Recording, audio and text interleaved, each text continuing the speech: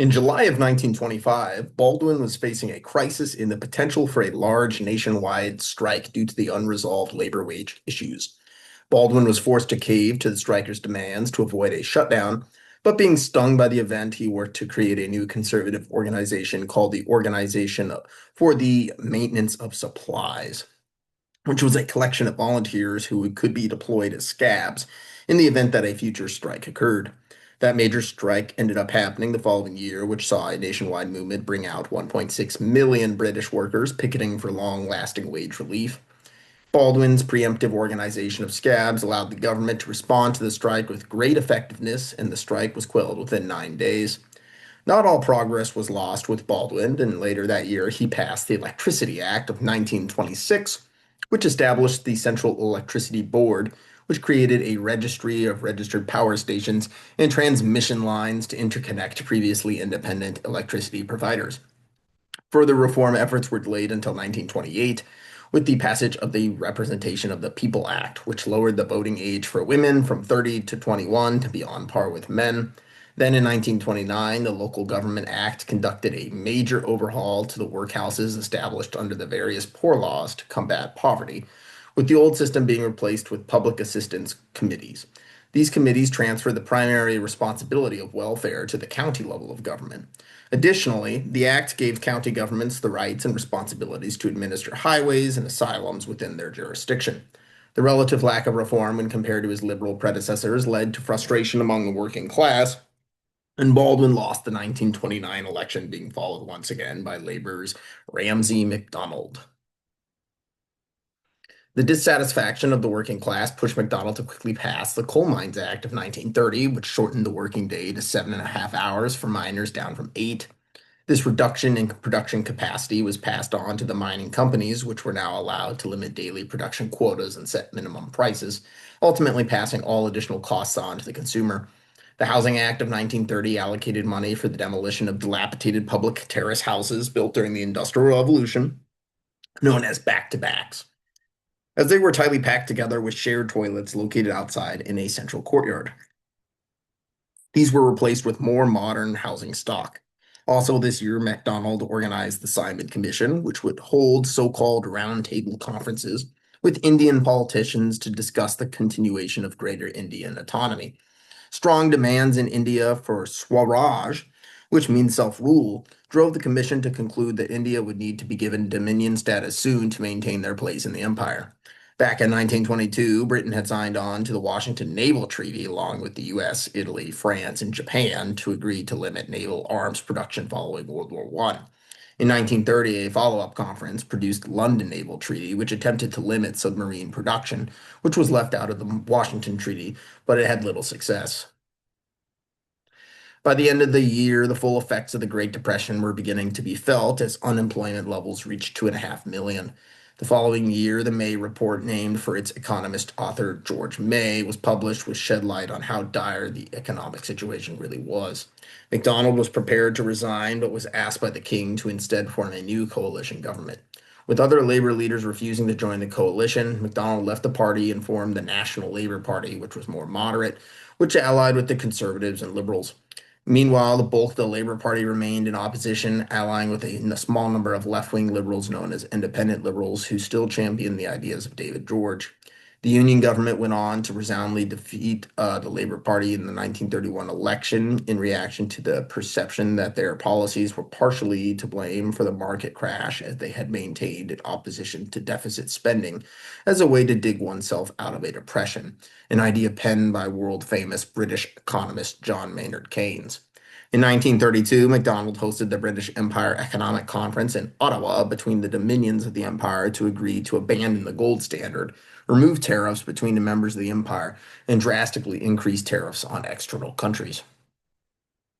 As a result of the global implications of the Depression, the UK attended the 1932 Lausanne Conference, agreed to reduce German war reparations by 90% to increase the feasibility of collection.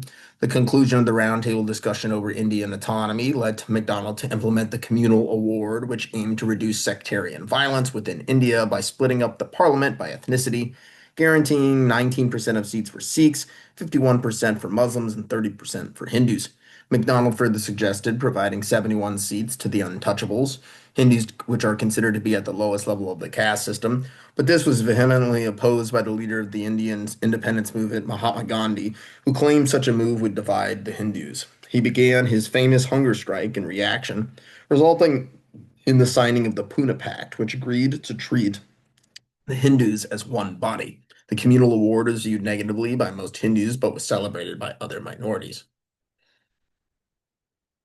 To try and mitigate the ill effects of the Great Depression on the global economy, MacDonald hosted the 1933 London Economic Conference, where all major economies were invited to discuss possible remedies.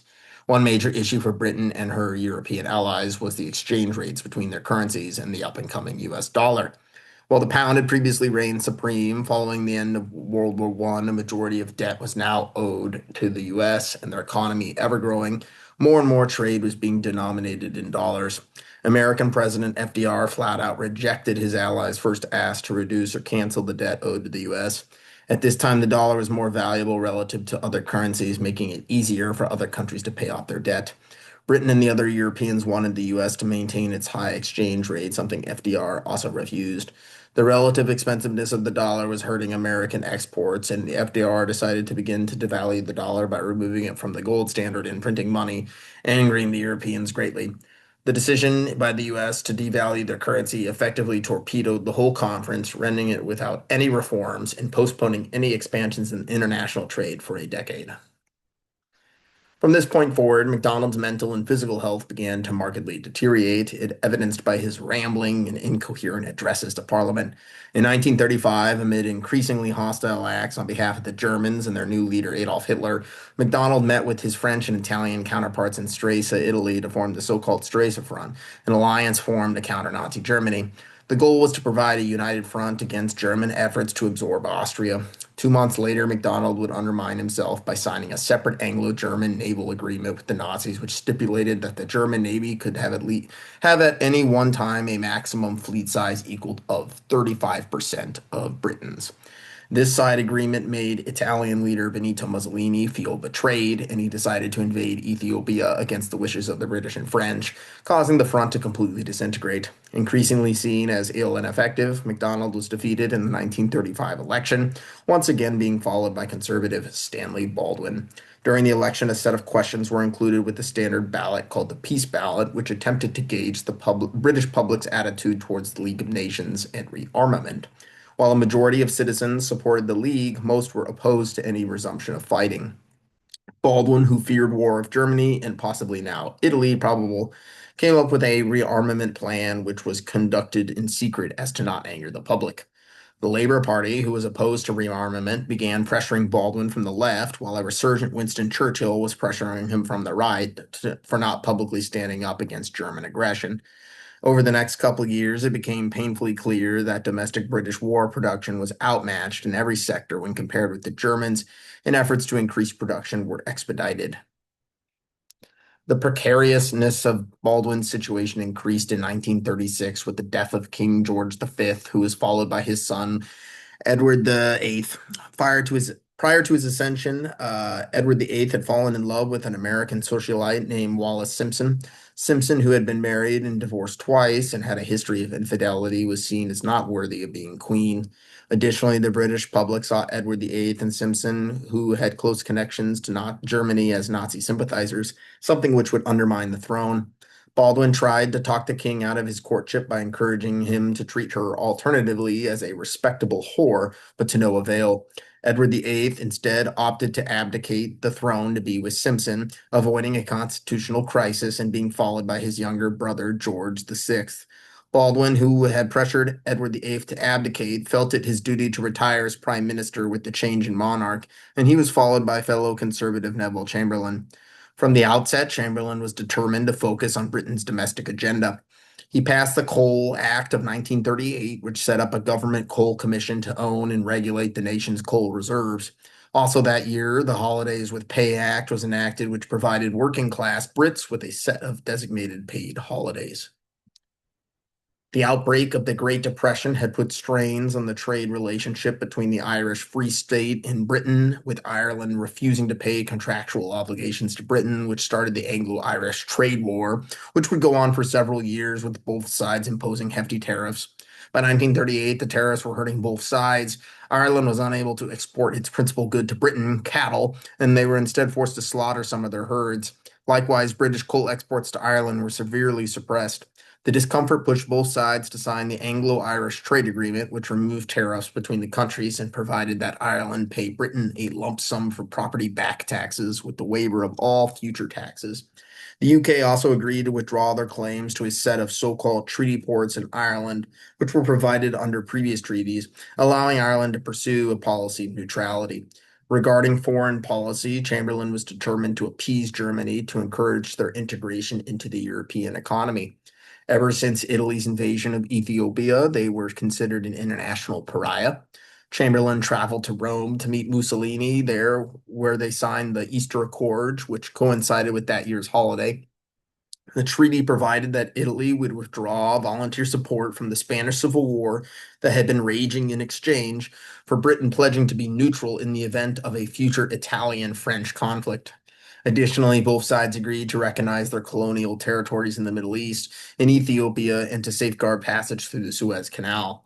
These agreements were seen largely as a failure for both sides, as Italy was unable to pull Britain away from France, and Britain was unable to pull Italy away from Germany, leaving both to be further entrenched with their existing alliances. By September 1938, it seemed increasingly likely that Germany would invade Czechoslovakia. To try and prevent a conflict from breaking out, Chamberlain agreed to fly to Germany to negotiate directly with Hitler. The first time Chamberlain had ever been in a plane.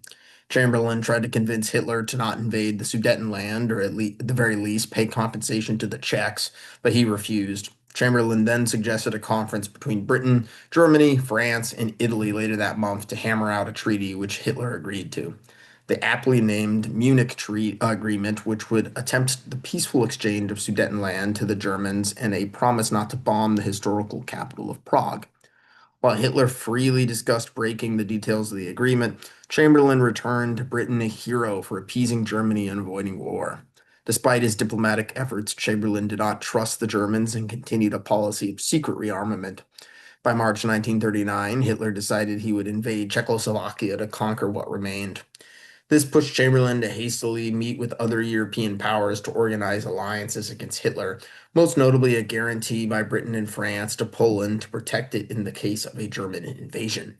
Chamberlain signed the Ministry of Supply Act of 1939, which created the eponymous agency, which would build upon the previous Ministry of Munitions set up during the First World War to ensure adequate supply lines for all branches of the Royal Military. To further protect the homeland, the Royal Air Force developed an early warning network by building radio towers under the codename Chain Home, which would become the first operational radar system in the world. By September 1939, the German army had invaded Poland, forcing Chamberlain to address the nation that Britain was now at war with Germany. Chamberlain attempted to set up a wartime coalition government, but Labour and the Liberals refused to join, and as they were still opposed to the war. While the first few months of the war were quiet, by May of 1940, Chamberlain and his cabinet had developed a series of plans to disrupt the Nazi war machine by invading Norway. The Nazis received a majority of their iron ore from Sweden, with most of it passing through neutral Norwegian waters. First, Operation Wilfred was conducted, which saw the Royal Navy place mines throughout Norway's coastal waters.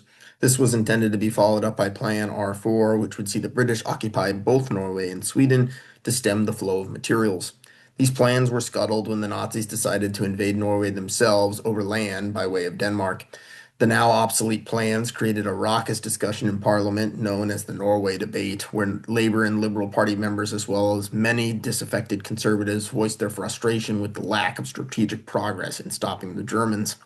The following day, Germany invaded France, and with a majority of members of Parliament refusing to serve under Chamberlain, he was forced to resign, being followed by fellow conservative Winston Churchill, who was able to unite the various political factions to form a coalition government.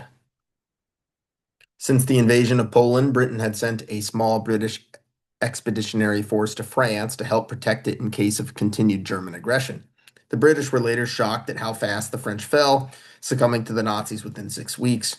The rapid unraveling of the situation left the British forces vulnerable, necessitating a rapid evacuation of northern France at the town of Dunkirk.